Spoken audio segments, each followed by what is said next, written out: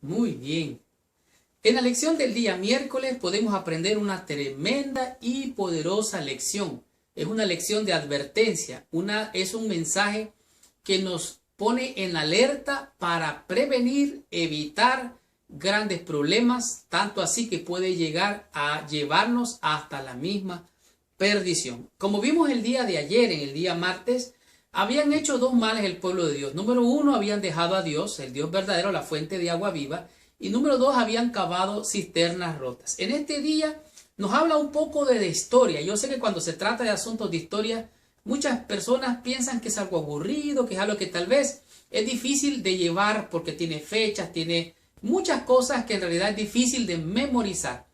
Hasta cierto grado el trasfondo de los eventos políticos. Oiga bien, habían eventos políticos, militares y religiosos en toda la historia del profeta Jeremías. Estos eventos políticos tuvieron como, podemos decir, como el centro de la imagen de toda la escena es el ministerio de Jeremías. Es decir, muchos detalles están allí, pero están muchas veces diseminados, no está cronológicamente organizado, de tal manera que se hace difícil entender muchas veces. Ahora, la Biblia nos presenta el panorama bien claro, solo que hay que armar este rompecabezas.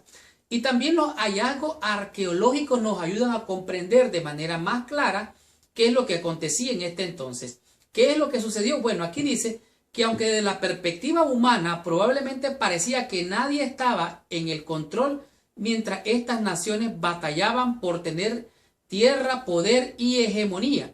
¿A qué gobierno se está refiriendo? Bueno, aquí se refiere a Babilonia, a Egipto, a Siria y también al pueblo de Judá. Ya dijimos que el pueblo del norte o el reino del norte fue el primero en caer, el reino de Jeroboam.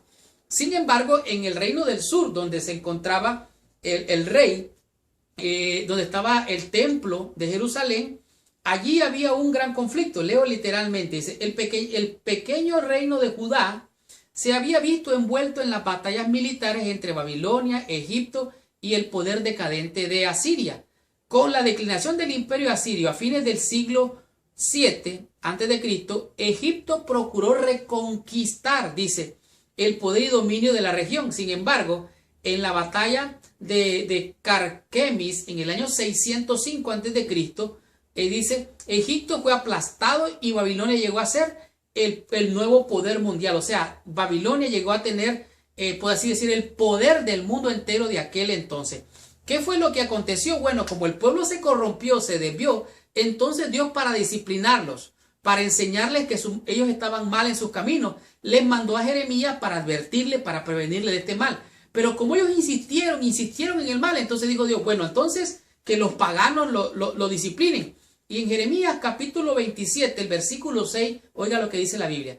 Y ahora yo he puesto todas estas tierras en manos de Nabucodonosor, rey de Babilonia, mi siervo. Oiga bien, un rey pagano ahora es el siervo de Dios, porque Dios lo está usando para disciplinar a su pueblo. Y aún las bestias del campo le he dado para que le sirvan. Esto me impresiona grandemente, porque Dios le da a Nabucodonosor hasta las bestias del campo para que le sirvan.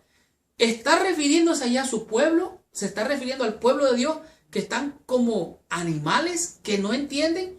Pues déjenme decirles que esto es lo que parece decir en el contexto, porque en Jeremías, en el capítulo 25, el versículo 9 dice, he aquí, enviaré y tomaré las tribus del norte, dice Jehová, y a Nabucodonosor, rey de Babilonia, mi siervo, y lo traeré contra esta tierra y contra sus moradores, contra todas estas naciones de alrededor, y los destruiré, y los pondré por escarnio y por burla, y en desolación perpetua. Versículo 11 dice, toda esta tierra será puesta en ruinas y en espanto, y servirán estas naciones al rey de Babilonia.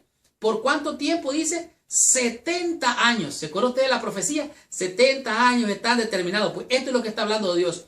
Para disciplinar a su pueblo, los mandó cautivos para que sirvieran a Nabucodonosor. ¿Por cuánto? Por 70 años. Entonces, ¿qué fue lo que pasó? Bueno, Judá vino a ser un vasallo. Un vasallo es alguien que sirve al reino de Babilonia. Dice aquí, este nuevo poder hizo que Judá, su vasallo, Joacim, el rey Joacim de Judá, pudo estabilizar el país solo jurando lealtad al rey de Babilonia. O sea, se fueron como sirvientes. Muchos, dice, querían pelear, enfrentar a Babilonia, pero claro, era un poder muy grande. Sin embargo, dice, Joacim lo que hizo fue hacer un pacto. Dice, Dios estaba usando a Babilonia específicamente como un medio para castigar a la nación por su apostasía.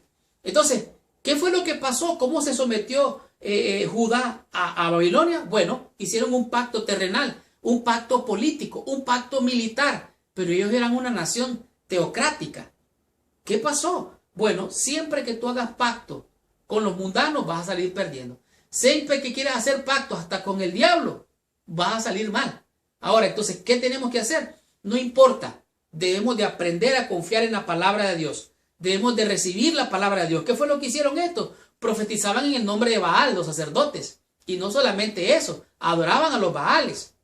Dice aquí, una y otra vez Jeremías advirtió al pueblo lo que sucedería por causa de su pecado. Y cada vez muchos de los líderes políticos y religiosos rehusaron prestar atención a las advertencias. Como entonces se les mandó la palabra,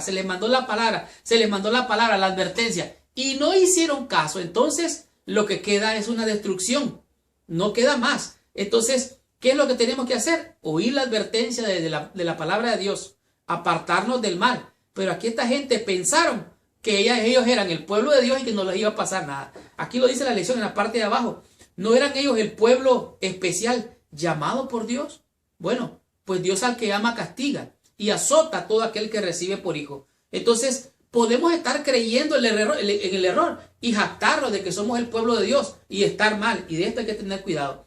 Tenemos que confiar en Dios y en su palabra, oír su palabra, creer, aceptarla y confiar por fe en la palabra poderosa de nuestro Dios y Salvador. Continuemos con la lección, recibamos más bendición, estudiemos la lección del día jueves con el tema que es juramento en falso.